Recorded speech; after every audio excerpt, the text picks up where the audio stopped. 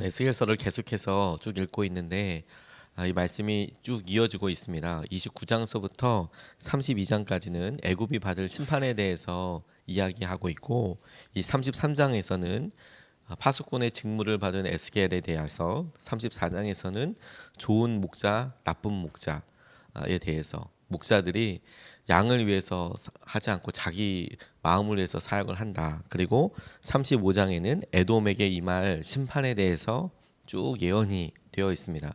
오늘 그 중에서도 이 33장 말씀을 같이 붙잡고 기도하면서 우리가 같이 은혜를 누리고 싶습니다. 특별히 한참 예언을 하고 있는 이 가운데 에스겔에게 너는 파수꾼으로 직임을 받았다라고 강조하는 것이 그것 자체로 의미 있다라고 생각을 하게 되었습니다.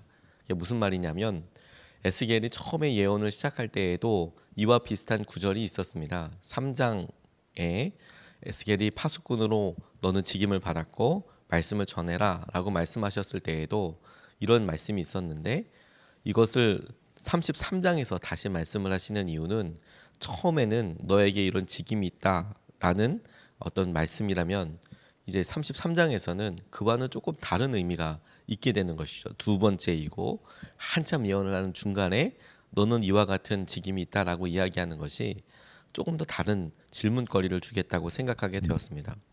오늘 이 본문 말씀을 통해서 우리가 첫 번째로 하나님께서 우리를 파수꾼으로 부르셨다면 우리에게 하나님께서 주시는 도전과 의미를 살펴보게 될 때 중요한 것 한 가지가 하나님 음성을 잘 알아듣는 것이 제일 중요한 거구나. 하나님 음성을 잘 듣게 해주십시오라고 기도해야겠다는 마음이 들었습니다. 7절 말씀에 보니까 인자야 내가 너를 이스라엘 족속의 파수꾼으로 삼음이 이와 같으니라. 그런즉 너는 내 입의 말을 듣고 나를 대신하여 그들에게 경고할지어다. 이렇게 이야기하고 계십니다. 하나님께서 에스겔에게 두 번째 말씀하시는 거라고 말씀드렸습니다. 처음에 너는 내 말을 잘 듣고 전해라 라고 이야기하는 것과 두 번째 너는 내 말을 확실하게 잘 듣고 전달해라 라는 이야기는 어감과 느낌이 완전히 다르게 되는 것이죠. 처음에는 자기의 직무에 대해서 내가 깨닫는 것이라면 두 번째는 확인, 재확인, 너 정말 사역이 잘 그렇게 되고 있는지에 대해서 하나님께서 강조하시는 말씀이라는 생각이 들었습니다. 그것 자체로 우리에게 굉장히 중요한 말씀이 되는 것이죠. 첫 번째, 주님께서 우리를 만나 주셨을 때 너 회개해라 라고 이야기하실 때에는 그것은 우리가 구원받게 되는, 하나님을 영접하게 되는, 주님을 영접하게 되는 계기가 되고 우리의 삶이 완전히 변화하게 되는 계기가 된다면, 우리가 열심으로 주님을 믿고 따를 때에 다시 한번 우리에게 오셔서 너 죄를 깨달아야 한다, 회개해라 라고 말씀하시는 것은 구원에 대한 말씀을 이야기하시는 것이 아니라 우리의 삶이 온전히 주님 앞에 드려지고 있는가, 주님이 우리 삶의 주인이신가에 대해서 주목하고 계시는 것이죠. 그러니까 너 내 음성을 잘 들어야 한다라는 것이 에스겔에는 그의 사역에 있어서 너 제일 중요한 기준이 뭔 줄 아냐? 너 내 음성을 잘 듣는 것이다. 그리고 그대로 전하는 것이다. 하나님께서 이 부분을 강조하고 계시는 것이라 생각하게 되었습니다. 우스개 이야기지만 나름 굉장히 의미 있게 다가왔던 내 얘기 하나가 있습니다. 어느 군인의 군대 신병이 이렇게 들어가 있을 때 바짝 군기가 들어서 이제 뭐든지 잘해야지 이런 생각을 하고 있는데 이 친구가 약간 잘 말귀를 못 알아듣는 거예요. 그래서 약간 사후정 같은 이야기를 하면 자기 마음대로 알아듣는 거죠. 그래서 선임이 이등병인 이 신병한테 심부름을 시키게 되었습니다. 야, 이등병, 너 PX 가서 빵 하나, 우유 하나 사와. 배가 고프니까 이제 신병한테 돈 주면서 너 빵 하나, 우유 하나 사와. 얼른 가서. 그랬더니 네? 뭐 사오라고요? 이렇게 묻더래요. 너 빨리 가서 빵 하나, 우유 하나 사오라고. 빵 하나, 우유 하나. 이렇게 이야기했더니 알아들었다는 듯이 후다닥 PX로 가더니 사온 것이 뭐였냐면 바나나 우유를 사갖고 왔어요. 바나나 우유. 빵 하나, 우유 하나 사오려니까 바나나 우유를 사갖고 왔어요. 빵 하나, 우유 하나. 자기 마음대로 이제 알아듣는 거죠. 군생활이 굉장히 어려웠을 것 같다는 생각이 들었어요. 군생활이 굉장히 어려웠을 거다.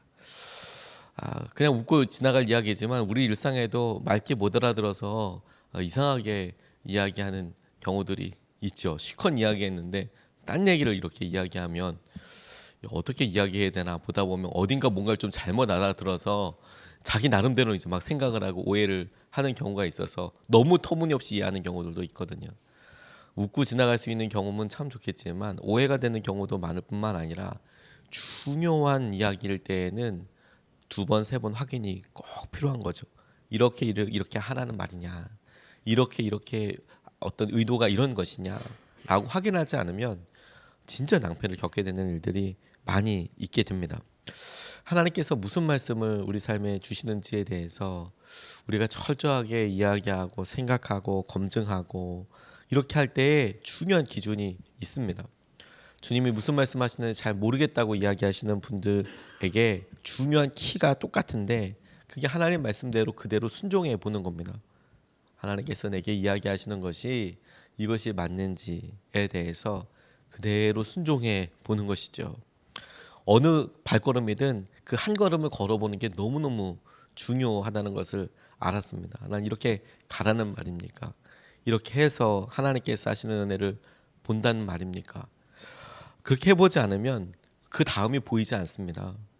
하나님께서 이렇게 인도하실 거라는 것에 대한 그 다음이 보이지 않아서 그 첫 단추를 끼지 못하는 경우들이 너무너무 많게 되는 것이죠. 하나님께서 우리 이성을 사용하시고 그리고 우리에게 상식이라는 합리적인 판단이라는 기본적인 은혜와 틀거리를 주셨습니다. 그런데 그럼에도 불구하고 하나님께서 우리에게 말씀하실 때 그런 한계들을 묘하게 요고 가는 경우들이 있거든요. 근데 그런 경우들은 하나님 내게 이런 걸 원하시는지를 알고 그렇게 가 보면 하나님께서 역사하시는 것을 볼 수 있고 알게 된다는 것입니다. 저희 교회 개척할 때 하나님께서 명도 문제와 관련돼서 이런 비슷한 기도를 하게 해 주셨습니다. 이곳에 공장 세입자가 있었고 저희들이 여러 번 법원을 통해서 편지도 드리고 문자도 드리고 원하시는 것이 있으면 우리가 얼마든지 대화할 수 있는 마음도 있다고 그렇게 전화도 수차례 드렸는데 아무런 연락도 없고 계속 편지는 반송되고 그렇다고 해서 여기 안 계시는 것이 아니라 새벽에 일찍 왔다가 오전에 업무를 얼른 마치시고 그냥 떠나버리시는 거예요. 문은 항상 잠겨 있고 이 안에는 물품이 가득 있고 저희는 개척해서 예배를 드리기 시작해야 하는데 이 공장 자체가 나가지 않았으니 이게 차례 먼 거죠. 이분들이 이사를 가주셔야 여기 청소하고 인테리어 하고 그래서 교회가 들어올 여러 일들이 있게 될 텐데 그런데 이건 뭐 공장 자체가 나가지 않았으니까 이것 때문에 우리가 40일 특별 새벽 기도회를 했습니다. 하나님 마음이 닿게 해달라고 그리고 이곳에 계신 이 세입자분이 축복받아서 은혜 받아서 정말 좋은 곳에 아주 좋은 이런 재정과 이런 일들로 이사 갈 수 있게 해달라고 날마다 축복기도 해드렸습니다. 복 받아서 하나님께서 은혜 주셔서 좋게 잘 나가게 해달라고 그렇게 기도 드렸는데 연락이 되지 않으니까 새벽기도 마쳤을 때 목사님 오늘은 한번 그냥 가보죠. 장로님과 함께 오늘은 그냥 연락하지 않고 우리가 항상 몇 시에 찾아뵈도 되겠습니까? 언제 시간 있으십니까? 문자를 드리고 그 시간에 오면 연락도 없을 뿐더러 그 시간에 항상 문이 잠겨 있었거든요. 새벽 예배 끝나고 한번 가봅시다. 그래서 날을 정해서 그날 그냥 연락드리지 않고 왔었습니다. 아니나 다를까 사장님은 안 계시고 여기에 어떤 종업원이라고 그래야 될까요? 여기서 일하시는 분 한 분이 짐을 정리하고 계시길래 만나서 사장님 계시냐 안 계신다. 근데 그분께 이제 일단 저희들이 여차저차해서 이렇게 이야기하고 공사를 시작해야 될 것 같아서 이렇게 해야 되고 막 이제 이런 이야기를 종업원한테 다 이야기를 했어요. 그리고 다른 분들이 마침 늦으신다고 해서 저는 이곳에서 계속 기도하면서 차에 앉아서 이렇게 있다가 잠깐 은행 업무를 보고 다시 왔는데 종업원이 떠났는데도 문이 열려 있는 거예요. 그 사이에 우리 사장님이 오신 거예요. 그래서 이거 주님께서 주신 기회인가? 그리고 들어와서 먼저 이제 이야기를 시작했습니다. 이제 이러합니다. 교회가 이렇습니다.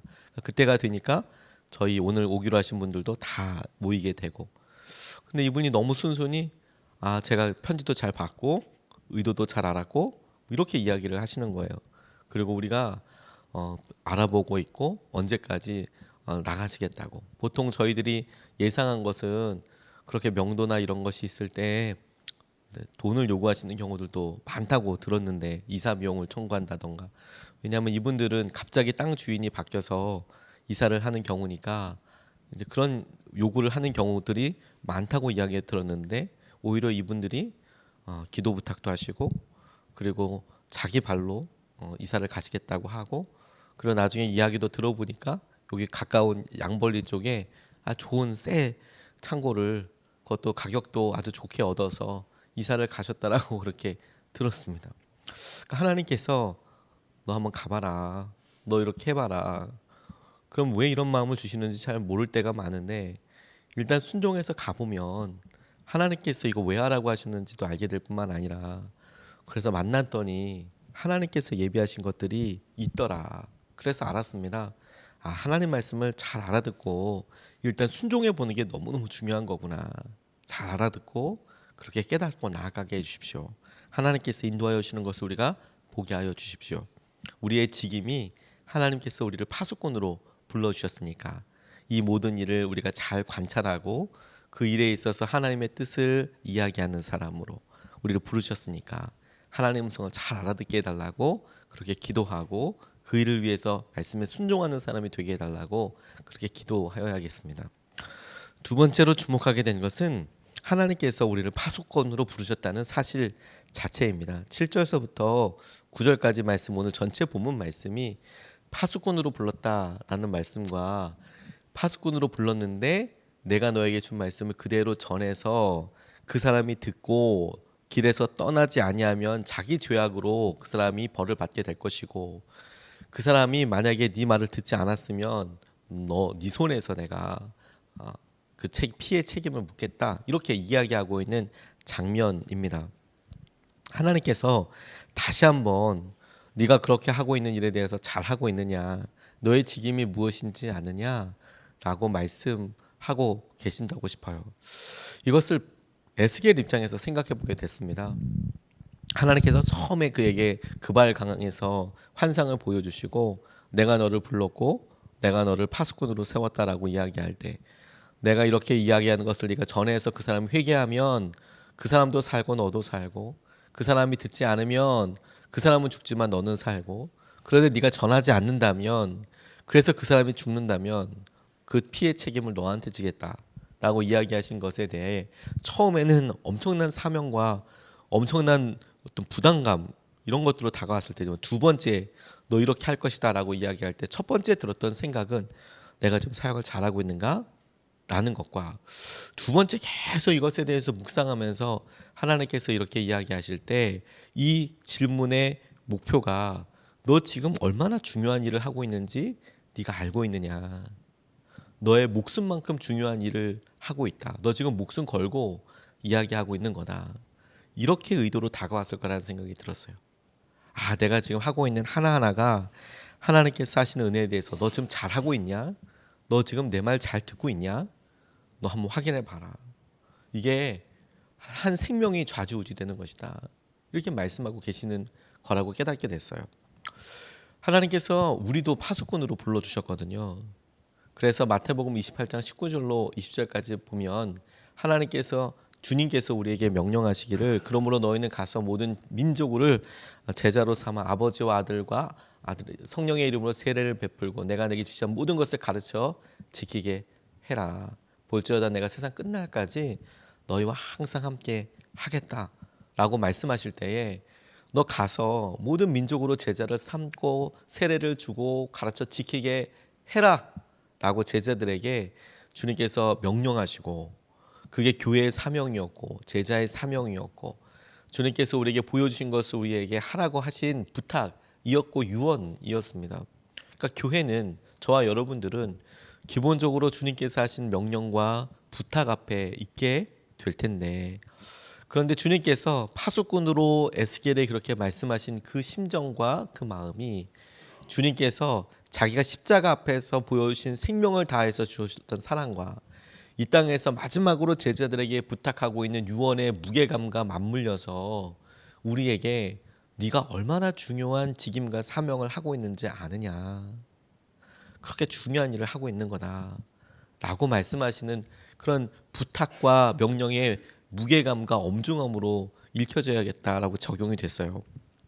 달란트 받은 비유 잘 아실 겁니다. 5달란트, 2달란트, 1달란트 받은 하인들이 각각 자기의 받은 달란트로 5달란트, 2달란트를 더 남겼고, 1달란트 받은 사람은 자기의 것을 그대로 묻어두었다가 가져와서 주인과 대화하는 이야기이죠. 5달란트, 2달란트 받는 사람들이 똑같은 하나님 주인으로부터 상급을 받았다면, 1달란트 받은 사람은 그 주인에게 이렇게 이야기합니다. 당신은 굳은 사람이라 내가 이것을 혹시 실패하거나 잘못되면 내가 크게 잘못될 것 같은 그런 느낌으로, 당신은 굳은 사람이라 내가 이것을 그대로 묻어두었다라고 이야기하게 되는데, 그 내용을 조금만 더 생각하고 질문해 보면 이 하인의 말이 얼마나 말도 안 되는 말인지 알게 됩니다. 1달란트가 작아 보이지만 1달란트를 실제로 계산해 보면 뭐 그때 적용하는 수준이 약간 달라서 약간의 차이가 있겠지만, 보통 1달란트를 6천 데나리온으로 계산을 하고, 6천 데나리온으로 무엇을 할 수 있느냐, 여러 셈법이 있겠지만 한 남자가 하루 동안 일해서 얻을 수 있는 액수를 1데나리온이라고 이야기하기도 하고, 당시의 남자 성인 노예의 종의 노비의 가격이 30은 30이었습니다. 예수님이 그 가격에 팔리기도 하셨죠. 그 말로 그냥 가만히 단순 비교해 보면 1달란트라는 금액은 종을 노비를 200명이나 살 수 있는 금액에 해당되는 엄청난 돈인 것을 떠올리게 됩니다. 지금 자기의 종에게 그 종을 사고도 199명이나 더 살 수 있는 금액을 맡기고, 은 30이면 노비 하나를 살 수 있는데 200명을 살 수 있는 그런 재능을 맡기고 재정을 맡기고, 그리고 길을 떠나는 그 사람에게 어떻게 하나님 나를 어떻게 주인님 저를 안 믿으십니까? 주인은 굳은 사람이어서 나를 믿어주지도 않고 나를 신뢰하지도 않고 라고 대답을 한다면 그것 자체가 말이 안 되는 것이죠. 우리의 그 종의 가격의 200배나 되는 가격이라니까요. 근데 우리 삶에도 똑같습니다. 주님께서 우리의 생명을, 우리의 삶을 구원하여 주시고 우리에게 그런 사명을 주시고 우리에게 주위에 있는 생명과 은혜와 주위에 있는 여러 사랑하는 사람들을 주님께서 십자가에서 피값으로 바꾸신 그러한 생명들을 우리에게 맡겨주셨는데, 그런 맡겨주신 직임이 십자가만큼이고 예수님만큼이고 그만한 것을 우리에게 맡겨주신 것이죠. 그것을 어찌 별것 아니다, 그냥 모두 다 할 수 있는 거다 라고 생각할 수 있겠습니까? 주님께서 우리에게 그게 얼마나 소중한지 아냐. 십자가에서 한 생명 위해서 돌아가셨다라는 것이 그게 우리를 향한 십자가여서 내가 너를 얼마나 소중하게 생각하는 줄 아느냐, 내 생명만큼이다 라는 의미와 똑같이 내가 이런 생명과 은혜로 네 옆에 있는 사람을 그렇게 사랑한다. 네가 지금 만나고 있는 사람을 나의 생명값이라고 생각하고 네가 대하여야 한다. 그리고 그것은 동시에 너의 생명값이기도 하다. 너의 목숨값이기도 하다. 주님께서 우리에게 십자가에서 보여주신 은혜가 똑같다는 생각을 하게 되었습니다.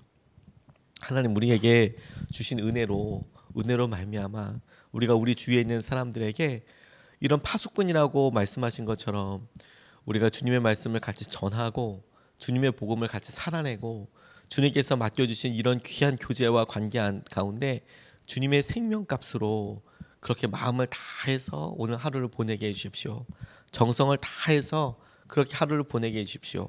우리가 이렇게 말씀을 붙잡고 같이 기도할 수 있으면 좋겠습니다. 오늘 두 가지 말씀을 같이 나눴습니다. 하나는 하나님께서 우리에게 말씀하시는 것을 잘 알아차리는 게 중요하다. 알아차리고 그 말씀대로 순종하는 것이 너무너무 중요하다. 두 번째, 하나님께서 우리에게 목숨값만큼의 파수꾼으로 불러주셨다. 그런 귀한 은혜를 우리에게 허락하여 주셨다.